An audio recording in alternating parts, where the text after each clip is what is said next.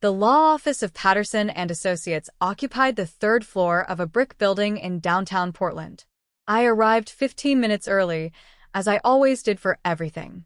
The receptionist gave me a polite smile that didn't quite reach her eyes. "Ms. Chen? They're expecting you. Conference room B." I nodded my thanks and walked down the hallway, my footsteps silent on the plush carpet. Through the glass walls, I could see them already assembled. My parents, David and Susan Chen. My older sister Victoria. My younger brother Marcus. Uncle Wei, and Aunt Lynn. They were laughing about something. I opened the door, and the laughter died. "Oh," Victoria said, her perfectly manicured eyebrows rising. "You actually came?" "Of course I came," I replied quietly, taking a seat at the far end of the conference table. "Grandma passed away. This is her will reading." "Surprised you even knew she died," Marcus muttered, not quite under his breath. "Since you never visited." I folded my hands in my lap and said nothing. There was no point in explaining that I'd video called Grandma every single day for the past 3 years. That we talked for hours about everything and nothing. That she taught me Mandarin over FaceTime and I taught her how to use Instagram. They wouldn't believe me anyway. My father cleared his throat. "We weren't sure you'd get the message. You're so busy with your life in Seattle." "I got the message," I said simply. The truth was, I'd been the one who received the call from the hospice nurse. I'd been the one on the phone with Grandma in her final hours, listening to her labored breathing, telling her I loved her in both English and Mandarin. But my family didn't know that. They'd been too busy arguing about funeral arrangements to notice who was actually with her, even if only virtually. Victoria was dressed in head-to-toe black designer clothes, looking like she was attending a fashion show rather than a will reading. Well, let's get this over with. Some of us have actual commitments. The door opened and a distinguished man in his 60s entered, carrying a leather briefcase. "Good afternoon, everyone. I'm Robert Patterson. I'll be executing Mrs. Chen's will today." He settled into his seat and pulled out a thick folder. My family leaned forward eagerly. I sat back, watching. "Before we begin," Mr. Patterson said, "I need to confirm everyone's identity." He went around the table, checking IDs. When he got to me, he paused. "Ah, Ms. Lauren Chen. Your grandmother spoke of you often." "Did she?" I asked softly. "Extensively," he replied, and something in his tone made Victoria's eyes narrow. Mr. Patterson returned to his seat and opened the will. "Let me start by saying that Mrs. Mei Chen was very specific about her wishes. She updated this will multiple times over the past 5 years, most recently 8 months ago." 8 months ago? My mother frowned. She was already quite ill by then. "She was," Mr. Patterson agreed. "But she was of completely sound mind. I have medical certification to that effect from 2 independent physicians." Victoria waved her hand impatiently. "Can we just get to it? What did she leave to whom?" Mr. Patterson gave her a cool look. "Very well. Mrs. Chen's estate consists primarily of real property, specifically 9 rental properties in the Portland area, with a combined assessed value of approximately $4.2 million. The room went silent. I'd known about the properties, of course. Grandma had told me about each one, sharing stories of how she and Grandpa had built their portfolio from nothing, 2 immigrants working 3 jobs each to buy their first duplex in 1975. 9 properties. My father breathed. "I knew about 5, but 9? Your mother was a shrewd businesswoman," Mr. Patterson said. "She acquired the last 4 properties over the past decade. All are income-generating, fully rented, and professionally managed." Victoria's eyes were gleaming. "So, we divide them 3 ways? 3 for me, 3 for Marcus, 3 for Lauren." "Not exactly," Mr. Patterson said. "What do you mean, not exactly?" Victoria's voice rose. "We're her grandchildren. That's how inheritance works." Mr. Patterson adjusted his glasses.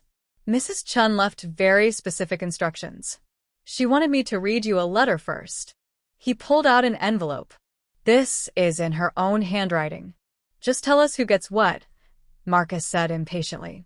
"The letter is part of the will," Mr. Patterson said firmly. Mrs. Chun insisted it be read aloud, in full, before any distribution is discussed. He opened the envelope and began to read. My dear family, if you're hearing this, I am gone. I hope you gave me a good funeral. I hope you said kind things about me. I hope you remembered that I loved you all, even when you made it difficult. I have thought long and hard about what to do with the properties your grandfather and I built. These 9 buildings represent 50 years of work. 50 years of sacrifice. Of saving every penny.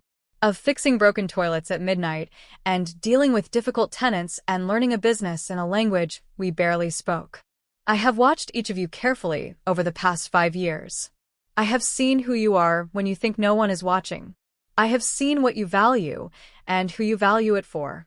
Victoria, you visited me twice in the past 3 years. Both times you asked about the properties. Asked when I was going to downsize and simplify my estate. You never asked how I was feeling. You never asked about my life. Marcus, you called me every few months. Always with the same question. Did I need help managing my assets? You offered many times to take over the properties, to relieve me of the burden. You never asked about my book club or my garden or my friends. David and Susan, you are good children to me. But you raised Victoria and Marcus to see me as a bank. Every conversation became about money, about property, about what I would leave behind instead of what I was living now. And then there is Lauren. Lauren, who moved to Seattle 7 years ago and broke my heart a little.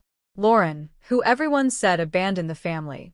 Lauren, who stopped coming to dinners because Victoria made her cry and Marcus made her feel small. But Lauren, who called me every single day. Who learned Mandarin so we could talk in my first language when I was tired. Who sent me pictures of her life and asked about mine. Who remembered every story I told and asked to hear them again. Who loved me, not what I had. So, I made a choice. Mr. Patterson paused, and I could feel every eye in the room on me. My heart was pounding.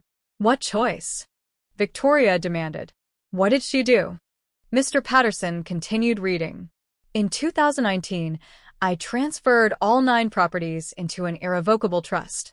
The sole beneficiary of that trust is Lauren May Chin, my youngest grandchild, and the only one who saw me as a person instead of a portfolio.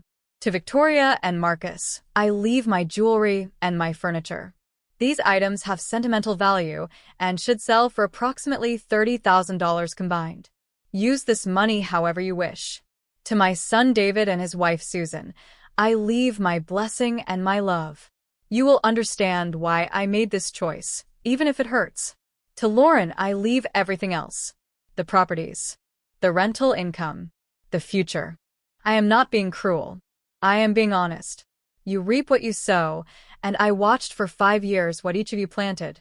Love, Grandma. The silence that followed was deafening. Then Victoria exploded. That's bullshit. She slammed her hand on the table. She was senile. This isn't legal. She pointed at me with a shaking finger. You manipulated her. You poisoned her against us. Miss Chun, Mr. Patterson said calmly, your grandmother was examined by 2 independent physicians before executing these transfers. Both certified her mental competency. The transfers are legal, binding, and irrevocable. I don't believe this, Marcus said, his face pale. 9 properties? All of them? To her? Yes, Mr. Patterson confirmed. He pulled out another folder. Here are the trust documents, filed with the county recorder in June 2019. All 9 properties legally transferred to the Lauren M. Chun Irrevocable Trust. He laid them out one by one. Each deed, each transfer document, each notarized signature. The Hawthorne Avenue duplex. The Division Street fourplex, the Belmont Commercial Building, the Alberta Street Apartments, the Woodstock Family Home, the Selwood Rental House, the Morrison Triplex, the Foster Powell Corner lot with 2 houses, the Jade District Mixed-Use Building. All 9. All mine. My mother was crying silently. My father looked like he'd aged 10 years. Uncle Wei and Aunt Lynn sat frozen in shock. But Victoria was just getting started. This is what you get, she hissed at me, her face twisted with rage. This is what you deserve for cutting us off, for abandoning your family, for moving away and acting like you're too good for us." "I didn't abandon anyone," I said quietly. "You left," Victoria screamed. "You moved to Seattle and stopped coming to family dinners and made Grandma think we didn't care about her." "I stopped coming to family dinners because you bullied me at every single one," I said, my voice still calm but harder now. "Because Marcus criticized every choice I made. Because you all made it clear I didn't fit your vision of what a Chin should be." "That's not true," my mother protested weakly. "Isn't it?" I looked at her directly. "Mom, when was the last time you asked about my job without suggesting I should quit and work for Dad's company instead? When did you ask about my life without comparing it to Victoria's?" She had no answer. "And I didn't make Grandma think anything," I continued. "I called her every single day. FaceTime, every morning at 8 a.m. before work. We talked for an hour, sometimes two, about everything. Her stories from China, her life in America, her friends, her concerns, her joys. Everything." "That's a lie," Marcus said flatly. I pulled out my phone and opened my call history. "Would you like to see?" 1,095 consecutive days of FaceTime calls. That's 3 years, Marcus. 3 years of daily calls. Never missed once. I turned the screen toward them. The evidence was irrefutable. Call after call after call, each one lasting 60 to 120 minutes. "You could have faked that," Victoria said desperately. "Why would I?" I asked. "Why would I fake calling someone I loved?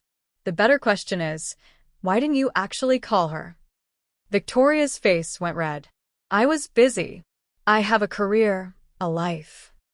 "So do I interrupted. "I have a career, a demanding one. But I made time. Every single day. Because she mattered more than being busy." Mr. Patterson cleared his throat. "There's more. Mrs. Chin also requested a financial audit of the property's management over the past 5 years. She asked me to review the accounts before the will reading." "Why?" my father asked, though his voice suggested he already knew. "Because," Mr. Patterson said, pulling out yet another folder, "there are significant discrepancies in the reported rental income versus the actual collected income." The temperature in the room seemed to drop 10 degrees. "What kind of discrepancies?" Uncle Wei asked nervously. "The 9 properties generate approximately $14,500 in monthly rental income," Mr. Patterson said. "That's $174,000 annually. However, the reported income to Mrs. Chin averaged only $98,000 annually over the past 5 years. The difference, approximately $380,000, appears to have been diverted." "Diverted where?" I asked, though I had a sinking feeling I knew. Mr. Patterson looked at Victoria and Marcus. The properties were being managed by various family members. Ms. Victoria Chin managed 4 properties. Mr. Marcus Chin managed 3. Your parents managed 2. We were doing Grandma a favor, Victoria protested. She couldn't handle them herself anymore. "The management agreements you signed," Mr. Patterson continued calmly, "specified that you would receive a 10% management fee. Instead, it appears you are keeping approximately 44% of rental income across all properties." My father had gone gray. "That's not possible. We would never." "I have bank records," Mr. Patterson interrupted gently but firmly. "Rent checks deposited to personal accounts. Cash payments never reported. Tenants paying one amount while Mrs. Chen's statements showed another. It's all documented." "You are stealing from Grandma," I said, the realization hitting me like a physical blow.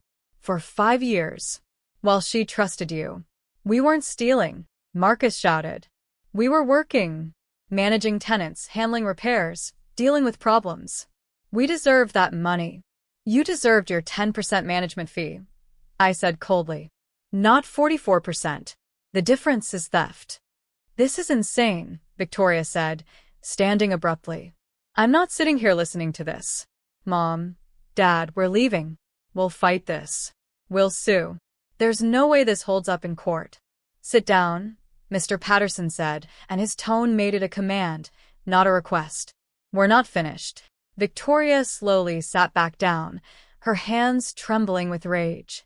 Mrs. Chen knew about the missing income, Mr. Patterson continued.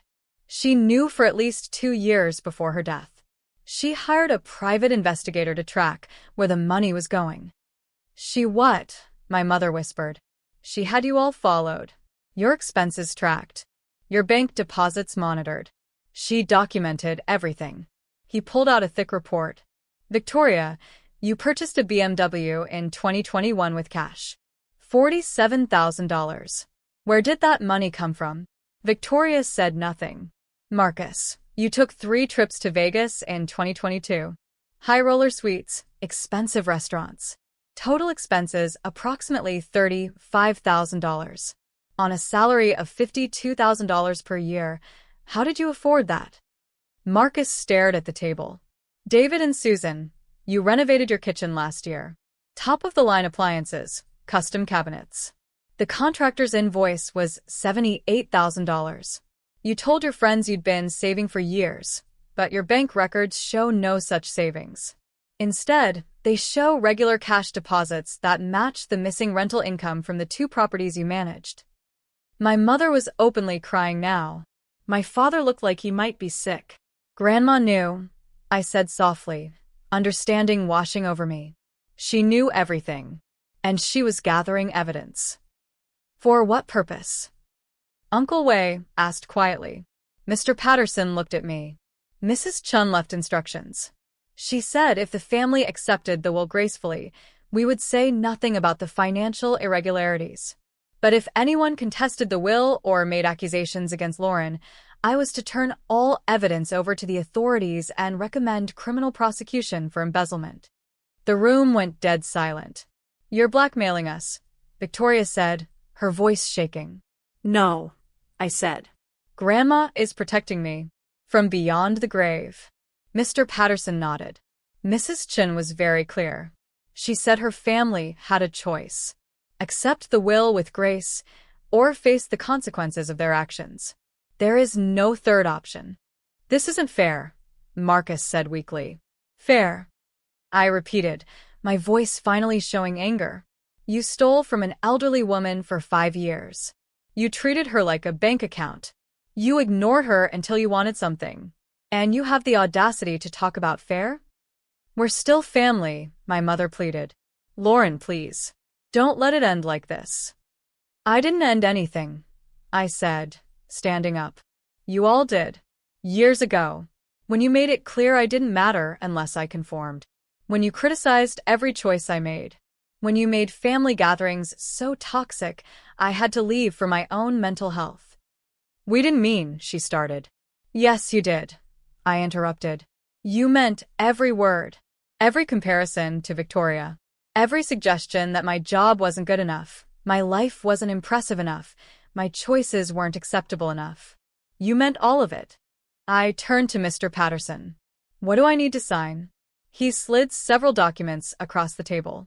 These transfer the trust properties into your direct control. You'll also need to meet with the property management company next week to discuss ongoing operations. I signed each one, my hand steady despite my racing heart. Victoria watched me with pure hatred in her eyes. You're really going to do this? Take everything. Leave us with nothing.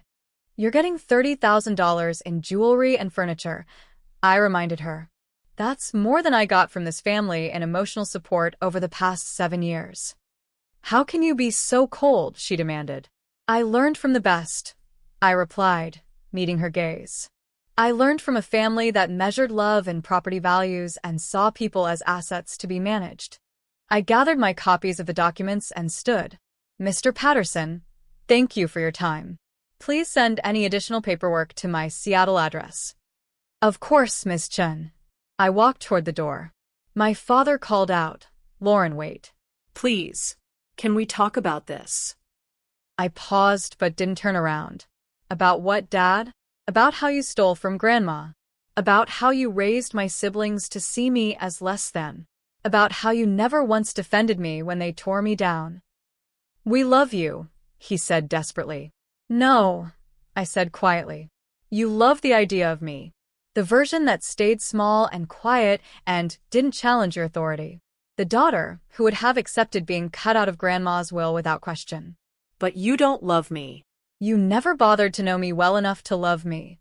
I opened the door and walked out.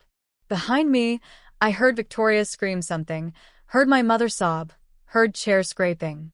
But I didn't look back. The next 6 weeks were a blur of legal paperwork, property inspections, and family voicemails I didn't return. Victoria tried to contest the will anyway, despite Mr. Patterson's warning. The case was dismissed within 2 weeks. Grandma's documentation was too thorough, her mental competency too well established. When Victoria's lawyer filed the dismissal, Mr. Patterson called me. Miss Chun, given that your sister contested the will, your grandmother's instructions are now in effect. I'm required to turn the financial evidence over to the district attorney's office. I sat in my Seattle apartment, looking out at the rain, thinking about Grandma. Do you have to? Those were her explicit wishes, yes. I closed my eyes. Then do it. She earned the right to decide this, even after death. The investigation moved quickly. Bank records don't lie, and Grandma's PI had been thorough. Within a month, Victoria, Marcus, and my parents were all charged with embezzlement. The amounts were significant enough that prison time was possible. Victoria called me from her lawyer's office, crying and begging. I listened to the voicemail once, then deleted it. Marcus sent emails, angry ones, desperate ones, apologetic ones. I blocked his address. My parents tried a different approach. They showed up at my apartment in Seattle. I almost didn't answer the door. But something, maybe curiosity, maybe a last shred of hope, made me open it. They looked terrible. My mother had aged years and weeks. My father's hands shook as he held his hat. Can we come in? He asked. I should have said no. But I stepped aside and let them enter. We sat in my living room in awkward silence. Finally, my mother spoke. We're sorry. For everything. For how we raised Victoria and Marcus. For how we treated you. For stealing from my mother. For all of it. Okay, I said neutrally. Okay. My father looked confused. That's all you have to say? What do you want me to say, Dad? That I forgive you? That we can pretend this never happened? We want our daughter back, my mother said, tears streaming down her face. Which daughter? I asked. The real me, or the version you wanted me to be? She had no answer. Here's the truth, I said, leaning forward. I spent 27 years trying to be enough for this family. Smart enough, successful enough, Chinese enough, American enough. I was never enough. There was always something wrong. My job, my apartment, my friends, my choices. Everything was subject to criticism and comparison. We were trying to help you. My father started. You were trying to control me. I interrupted. There's a difference. And when I finally found the courage to set boundaries, to move away, to build a life that made me happy, you punished me for it. You made me the family's scapegoat. We didn't mean to, my mother protested. But you did, I said firmly. Impact matters more than intent. And the impact was that I felt unwelcome in my own family. Until Grandma. She was the only one who saw me. Really saw me. And she protected me the only way she knew how. My father stood up abruptly. So that's it? You're going to let us go to prison? Let your brother and sister have criminal records? Destroy the family? I didn't destroy anything, I said, standing to face him. You all did that yourselves. You stole. You lied. You hurt someone who trusted you. Those are your choices, not mine. Please, my mother begged. You could ask them to drop the charges. Tell them it was a misunderstanding. It wasn't a misunderstanding. It was theft. $380,000 worth. For 5 years. From an elderly woman who loved you. She had plenty of money, my father shouted. That's not the point. I shouted back, my control finally breaking. The money isn't the point. The point is that you saw her as a resource instead of a person. Just like you saw me as a reflection of your success instead of as an individual. Just like you taught Victoria and Marcus that love is transactional and family is about hierarchy and control. I was breathing hard, tears running down my face. You broke something in all of us. Grandma was just the only one brave enough to say it out loud. They left shortly after that. I stood at my window and watched them drive away, feeling nothing but emptiness. Despite the emotional turmoil, I had 9 properties to manage. I met with the property management company Grandma had used, a woman named Jennifer, who'd worked with her for 20 years. Your grandmother was remarkable, Jennifer said as we toured the first property. She knew every tenant by name, remembered their children's birthdays, fixed things herself well into her 80s because she said it showed respect for the people living there. She never told me she did that, I said softly. She didn't like to brag, but she cared about these buildings. They weren't just investments to her, they were communities. Over the next month, I visited all 9 properties, met every tenant, heard their stories, learned which repairs were needed, which tenants were struggling, which buildings needed attention. And I understood, finally, what Grandma had been trying to tell me. These properties weren't about wealth. They were about legacy, about caring for people, about building something that mattered beyond dollars and cents. I made changes. I hired Jennifer's company to continue managing the properties. I set aside funds for repairs and upgrades. I established a hardship fund for tenants who fell on difficult times. Grandma had done this informally, but I made it official. The rental income, after all expenses and proper management fees, was about $118,000 annually. I didn't need it. My software engineering job paid well. So I did what Grandma would have wanted. I established the Machen Scholarship Fund for first-generation Asian American students. I donated to immigrant services organizations. I set up a grant program for elderly residents who needed help with housing costs. And I kept calling the properties every week, just like Grandma had. Not to check on the finances, but to check on the people. The embezzlement trial happened 9 months after the will reading.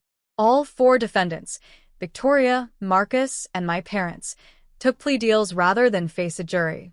Victoria got 2 years probation and had to repay $112,000. Marcus got 18 months probation and owed $89,000. My parents, as the oldest and least culpable, got probation and owed $179,000 collectively. None of them would see jail time, but all would have felony convictions. The prosecutor called me as a witness for the sentencing hearing. I almost refused, but Mr. Patterson convinced me. Your grandmother wanted the truth told, he said. Not for revenge. For accountability. So I went. I sat in the courtroom and watched my family stand before the judge. Victoria looked defiant. Marcus looked broken. My parents looked ashamed. When it was my turn to speak, I stood at the podium and looked at the judge. Your Honor, these are my family members. I grew up with them. I loved them. Part of me still does. I paused, gathering my thoughts. But they hurt someone I loved very much. They took advantage of her trust, her generosity, her hope that family meant something. They stole from her while telling her they loved her. That's not a mistake. That's not a misunderstanding. That's a betrayal. I looked at my parents. My grandmother, Mei Chin, came to this country with nothing. She and my grandfather built something through sacrifice and hard work. She wanted to pass that on to family who would honor what it meant. Instead, you taught your children to see it as something they were entitled to. That's not fair, my mother said, but the judge told her to be quiet. My grandmother protected me, I continued, because she knew I needed protecting. Not from strangers, but from my own family. Think about what that means. Think about what kind of family makes an elderly woman feel she has to protect one grandchild from the others. I turned back to the judge. I don't know what the appropriate punishment is, Your Honor. I just know that actions should have consequences. My grandmother believed that. She lived that. And she died knowing that the people she trusted most had stolen from her. I sat down. The judge was silent for a moment, then announced the sentences. Fair but firm. Afterward, in the hallway, my father approached me. Are you happy now? You've destroyed us. No, Dad, I said tiredly. I'm not happy. And I didn't destroy anything. You made choices. You're facing consequences. That's not destruction. That's accountability. We'll never forgive you for this, Victoria hissed as she walked past. I know, I said. I'm okay with that. And I was. For the first time in my life, I was genuinely okay with my family's disapproval. I stood in front of the Hawthorne Avenue duplex, the first property Grandma and Grandpa had bought in 1975. It was freshly painted, the garden meticulously maintained, the tenants happy. Jennifer stood beside me. Your grandmother would be proud. I hope so, I said. I know so. You've honored what she built. You've cared for her tenants. You've made these properties about people, not profit. My phone buzzed. A text from an unknown number. This is Marcus. I know you probably won't respond, but I wanted you to know I've been going to therapy, working through a lot of stuff about family, money, values. I'm not asking for anything. Just wanted you to know I'm trying to understand why I did what I did.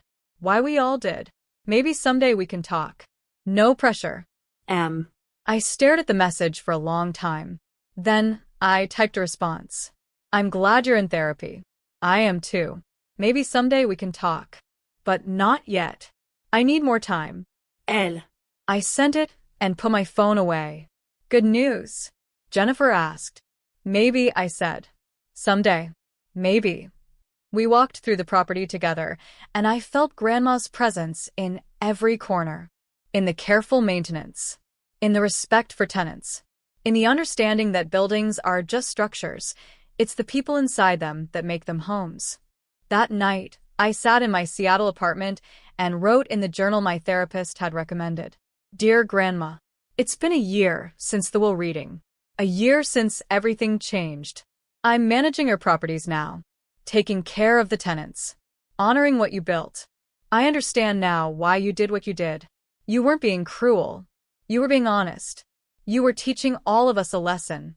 Even though it hurt. Victoria and Marcus are rebuilding their lives. Mom and Dad are trying to make amends, though I'm not ready to let them yet. Maybe someday. But mostly I want to say thank you. For seeing me. For protecting me. For loving me enough to give me not just your properties, but your validation. For proving I wasn't crazy. That my feelings were valid. That I deserved to be treated with respect. You gave me more than real estate, Grandma. You gave me permission to set boundaries. To demand better. To know my worth. I miss you every day. But I feel you in these buildings.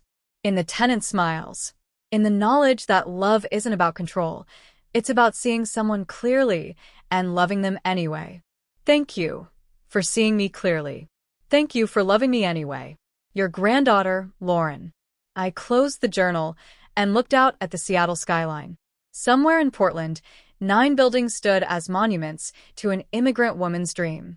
And now they were my responsibility, my legacy, my connection to a grandmother who'd loved me enough to protect me from my own family. The phone rang.